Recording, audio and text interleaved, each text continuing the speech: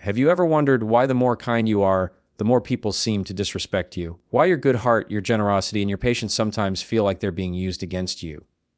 Today, we're breaking down the truth behind why kindness without boundaries often leads to disrespect and how to flip that script so your kindness commands respect instead of costing it. Keenness is often praised as one of the best qualities a person can have, but when kindness is not paired with boundaries, it is quickly mistaken for weakness. People start to see it not as generosity, but as a signal that you can be pushed, used, or walked over. When you constantly extend kindness without limits, what you're really teaching others, without realizing it, is that they don't need to respect you in order to receive from you. You show up, you give, you help, and you never ask for anything back. So in their mind, the exchange is one-sided. They take and you give. Over time, that dynamic creates an imbalance where your kindness becomes less of a gift and more of an expectation. Think about how people value things they have to earn versus things that are handed to them freely. If someone works hard for something, they protect it, they treat it with care, they show appreciation. But if something is just given without conditions, it loses its weight, it loses its worth in their eyes. The same applies to your kindness. When you pour it out endlessly without requiring respect in return, people start to assume it's cheap, that it comes at no cost to them, and they treat it with less regard. Instead of seeing your kindness as a strength, they begin to see it as a soft spot they can press whenever they need something. The danger is that most kind people don't even realize this shift is happening until it's too late. They believe that the more giving they are, the more they'll be valued, but human nature doesn't always work that way. Instead of gratitude, what they often receive is entitlement. Instead of admiration, they get exploitation.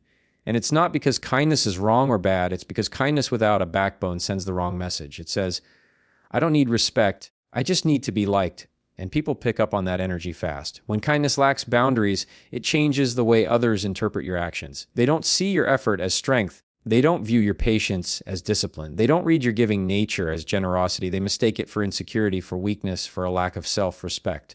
And once that perception is set, respect starts to fade little by little until you realize you've been kind to everyone but yourself. Respect is something that people instinctively recognize, and it rarely comes from words alone. It's not about how much you give, how agreeable you are, or how much effort you put into making other people happy. Respect is earned by the way you carry yourself, by the quiet but firm message you send through your actions, your tone, and your boundaries. When someone looks at you, they don't just listen to what you say, they watch how you handle yourself. They notice whether you stand tall in your decisions or whether you bend the moment someone pushes back. They pay attention to whether you value your own time or whether you constantly put yourself last just to accommodate them. Every small action, every response, every choice you make teaches others exactly how to treat you. People respect what they cannot easily control. When you make it clear that your kindness is voluntary, that your generosity comes from strength and not from desperation, they see you different. They understand that your yes has weight because you're not afraid to say no. They see that you're capable of helping but unwilling to be used. They recognize that you're compassionate but not careless with yourself. This balance is what creates respect. Without it, kindness becomes background noise, something expected rather than appreciated. But when it's paired with self-respect, every act of kindness stands out because it carries the stamp of choice and strength behind it. The way you carry yourself also influences the energy you bring into every room. People sense when someone values themselves. It's not about arrogance or being loud, it's about presence. It's the difference between someone who constantly seeks approval and someone who quietly knows their worth. When you know your value, you don't have to convince others of it.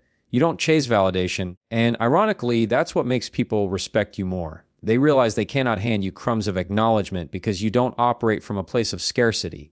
They see that if they don't respect you, you'll walk away, and that awareness forces them to treat you differently. Respect isn't given out freely to everyone. It's reserved for those who show they respect themselves first. And the way you carry yourself communicates louder than any words could. It sets the tone for how others approach you, how they talk to you, and how much value they place on the kindness you choose to offer. Over giving and over apologizing might feel like small acts of kindness in the moment, but over time they create a pattern that teaches others to take advantage of you.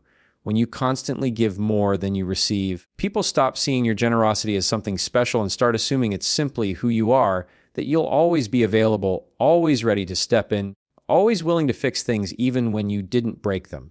The problem isn't the act of giving itself, it's the imbalance that forms when giving is never matched with limits. You start to notice that instead of appreciation, people develop an expectation, and once that expectation is set, your kindness is no longer a gift, it's an obligation in their eyes.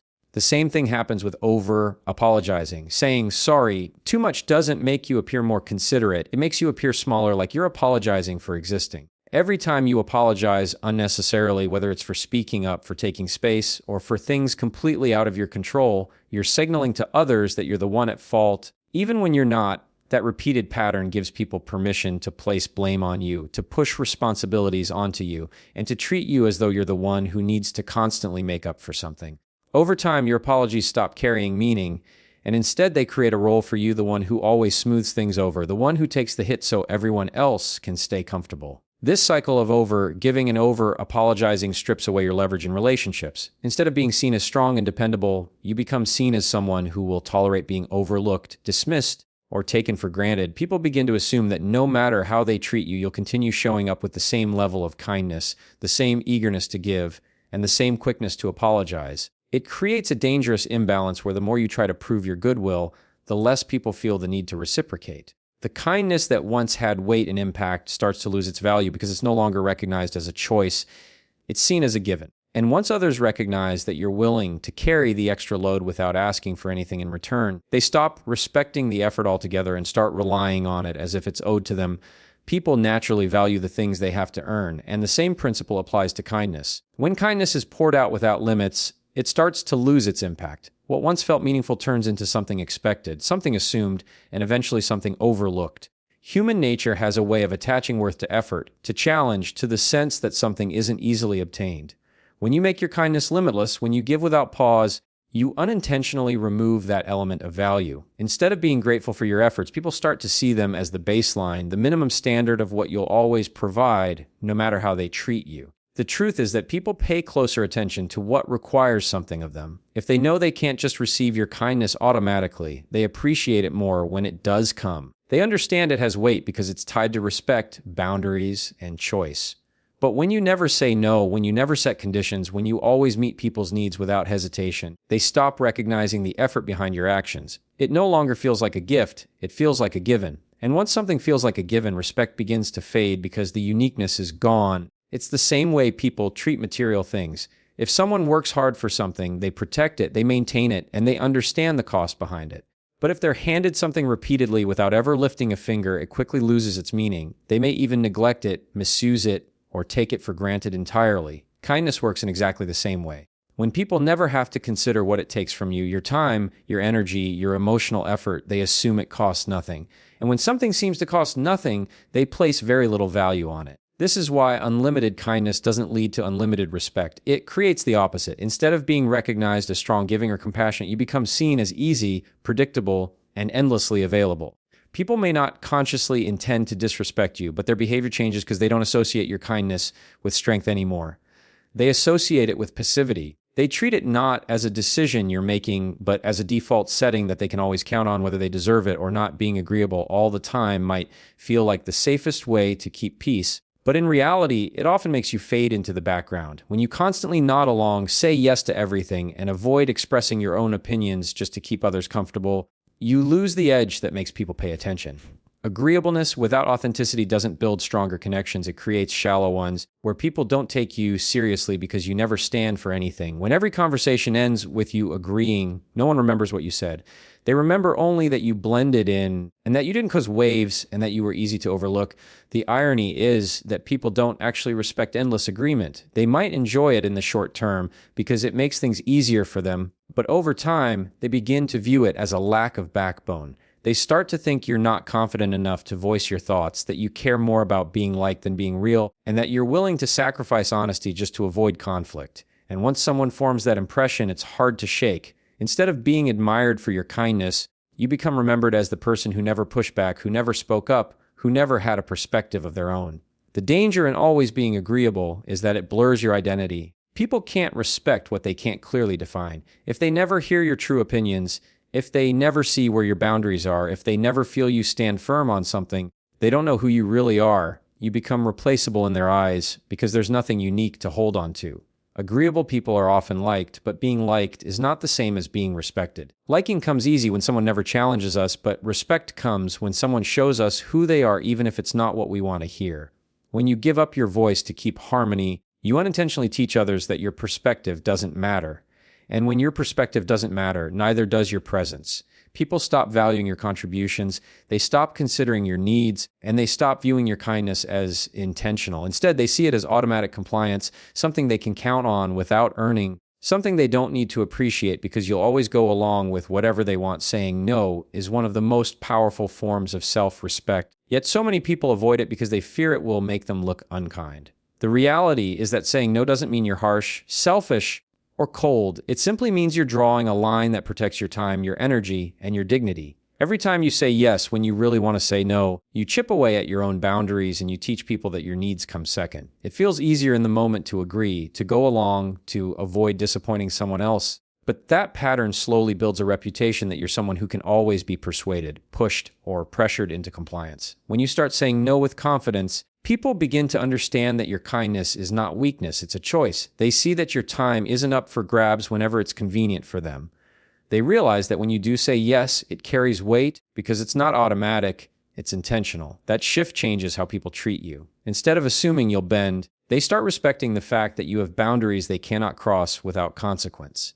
And paradoxically, this respect actually deepens the impact of your kindness because people know it's genuine, not forced. The fear of saying no often comes from a desire to be liked, but being liked isn't the same as being valued. You can please people by always giving in, but pleasing them doesn't guarantee they'll respect you. In fact, it often guarantees the opposite, because they learn that your yes costs nothing. They don't have to earn it. They don't have to consider your feelings. They don't have to balance the exchange. But when you learn to say no, you send the message that your time and energy are not limitless resources, that you are not an open door for every request, and that your kindness doesn't mean automatic compliance. No is not unkind, it is clarity. It sets the foundation for relationships that are healthier, balanced, and rooted in mutual respect. People may not always like hearing it, but they will learn to understand it, and in time, they will treat your boundaries as part of who you are instead of something they can test or push against. True kindness isn't about sacrificing yourself to the point where you're drained, resentful, or invisible. It's about giving from a place of strength, not from a place of desperation or fear of rejection. When kindness is built on strength, it carries confidence.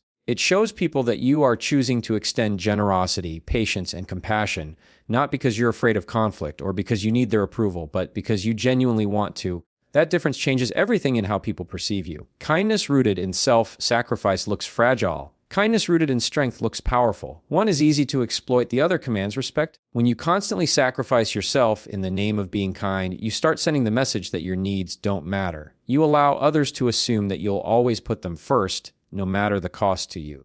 It doesn't take long before people stop recognizing your sacrifices altogether because they begin to see them as your natural role. They stop thanking you for the effort. They stop noticing the toll it takes, and they start expecting it as the standard. Over time, you lose the balance between being kind and being respected because your kindness no longer feels like a strength to them. It feels like your obligation. But kindness that comes with strength looks entirely different. It shows up in how you set boundaries without guilt, how you help without losing yourself, how you give without expecting to be drained in return.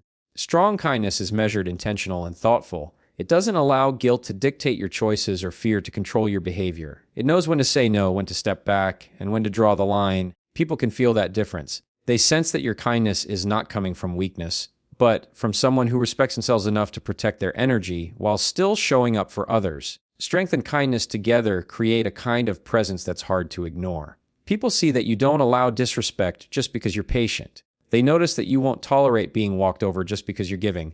They realize that your kindness is not a lack of power.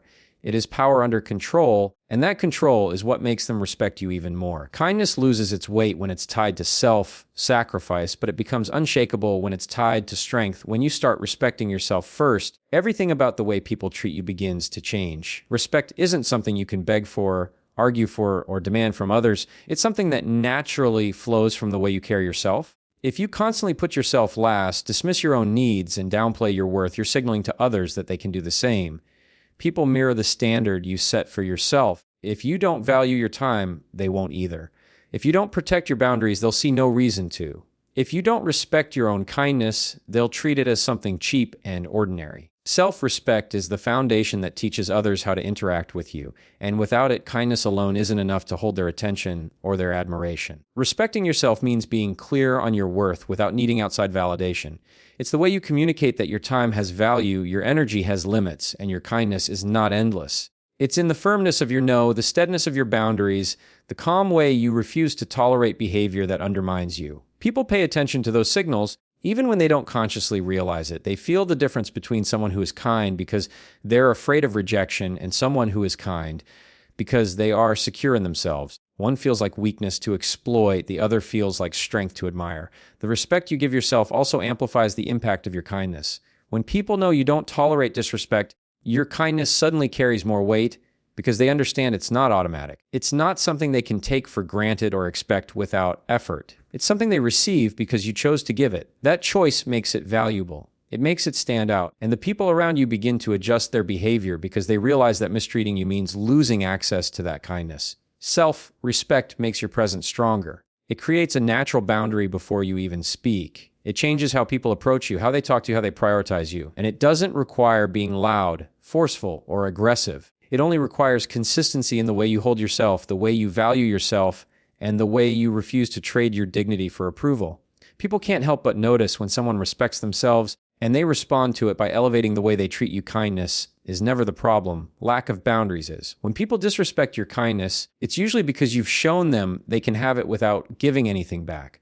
The moment you pair kindness with strength, when you draw lines, say no without guilt, and respect yourself first, everything shifts. Your kindness stops being overlooked and starts being valued. People no longer see it as weakness. They see it as power under control. And that's the kind of kindness that not only changes how others treat you, but also how you see yourself.